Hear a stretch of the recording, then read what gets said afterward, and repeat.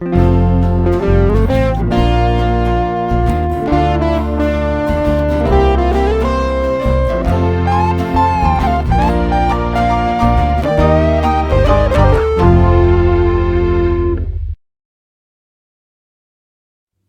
tudo bem?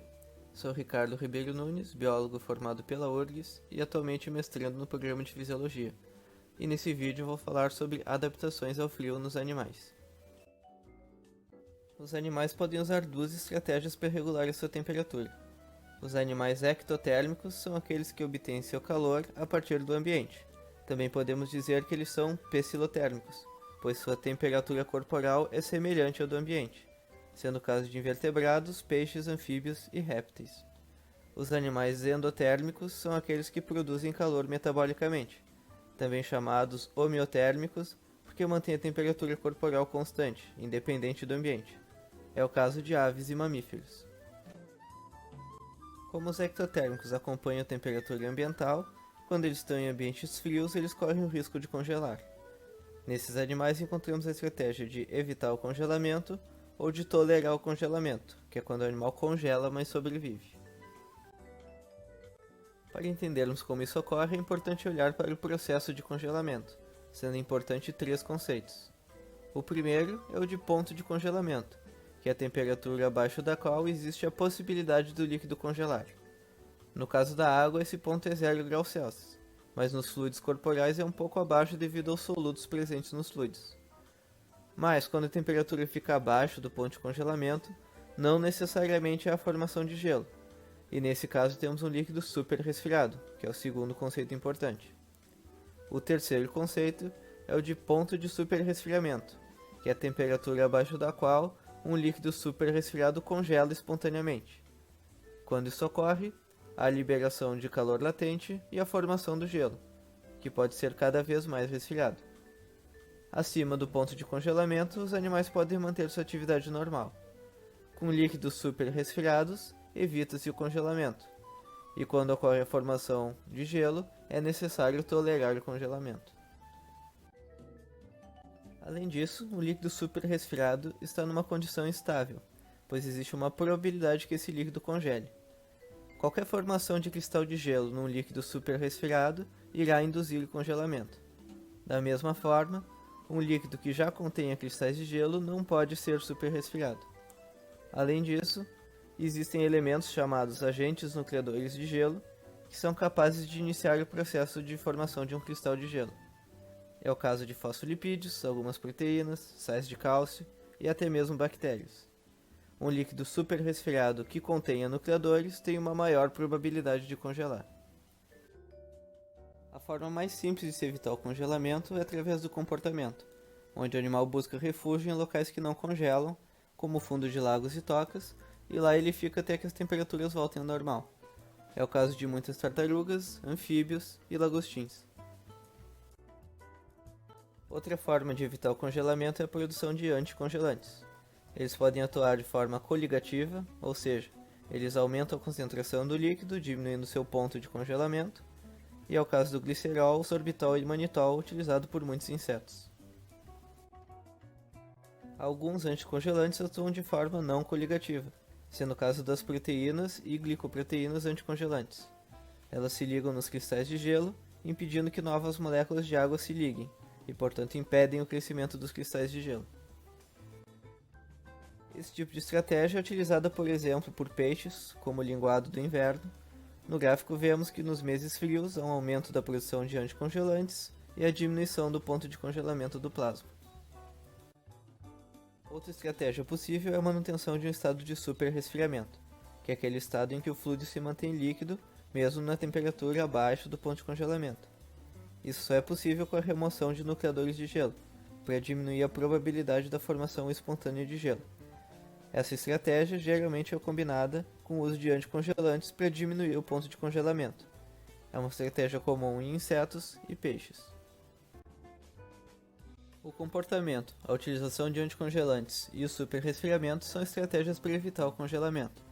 Mas existem aqueles animais, como eu falei, que eles congelam de fato e sobrevivem. E o que acontece quando o gelo se forma no organismo? Ele é basicamente um cristal de água pura, Então ele exclui solutos que acabam se concentrando no líquido que não congelou no meio extracelular. Isso faz com que diminua o ponto de congelamento do líquido de forma coligativa, já sendo uma forma de autocontrole na formação de gelo. Além disso, esse aumento de concentração faz com que a célula perca água por osmose, concentrando o meio intracelular e também limitando a formação do gelo ali.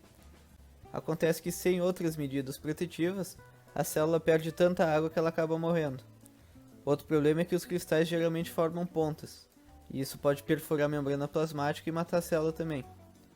Algo muito importante se ter em mente é que se o gelo se forma no meio intracelular, ele sempre é letal. Os animais tolerantes eles possuem estratégias para que esse gelo se forme somente no meio extracelular. Isso é possível porque esses animais sintetizam e liberam agentes nucleadores de gelo no meio extracelular ou se expõem ao gelo do ambiente. Isso é importante para aumentar a chance de congelamento do líquido extracelular e que esse processo ocorra de forma organizada, sem a formação de pontas, e próximo do ponto de congelamento para que não haja formação espontânea de grandes quantidades de gelo. Enquanto no meio extracelular se promove o congelamento, no meio intracelular há a produção de proteínas anticongelantes para prevenir o congelamento e a produção de crioprotetores, que aumentam a concentração do meio intracelular, prevenindo o congelamento de forma coligativa e também a perda excessiva de água por osmose. Exemplos de crioprotetores são a glicose, o glicerol e a ureia. Além disso, é importante considerar que o sangue será congelado, provocando uma isquemia no tecido, ou seja, ausência de perfusão sanguínea, e portanto não haverá entrega de nutrientes e oxigênio. Por isso, durante o congelamento é importante a diminuição do metabolismo, que esse metabolismo passe a ser anaeróbico, uma vez que não há entrega de oxigênio, e também que haja uma mobilização de reservas energéticas antes do congelamento. Exemplos de animais tolerantes ao congelamento pode ser encontrado nos anfíbios, sendo um processo bem conhecido na rã da floresta, que ela sobrevive a temperaturas de até menos 9 graus. Está presente também em répteis, como tartarugas e lagartos, e em insetos, chamando a atenção no caso dessa lagarta, que ela sobrevive a temperaturas de até menos 70 graus, e em animais sésseis, como cracas e mexilhões, que não tem como fugir do gelo, então eles conseguem sobreviver a um congelamento de até 80% do corpo deles. Já os animais endotérmicos não correm o perigo de congelar, porque eles produzem o calor metabolicamente, mas eles também possuem diversas adaptações para sobreviver no frio. Uma delas é a presença de revestimentos, que fazem um isolamento térmico para diminuir a perda de calor. Esse isolamento pode ser feito por penas nas aves e pelos nos mamíferos, podendo aumentar a espessura no inverno, como é o caso dessa rena.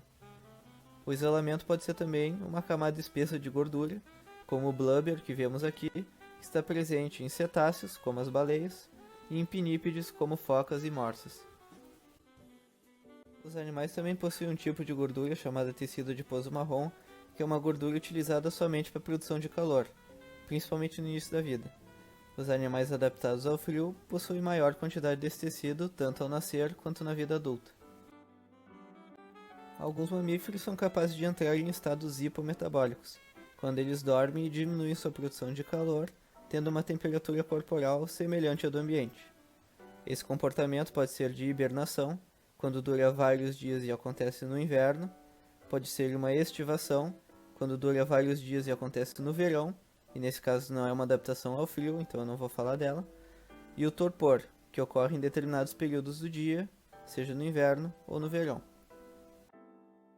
O torpor ele pode ser observado em alguns roedores, que como vemos aqui, teve uma diminuição do metabolismo entre a meia-noite e meio-dia durante 3 dias consecutivos.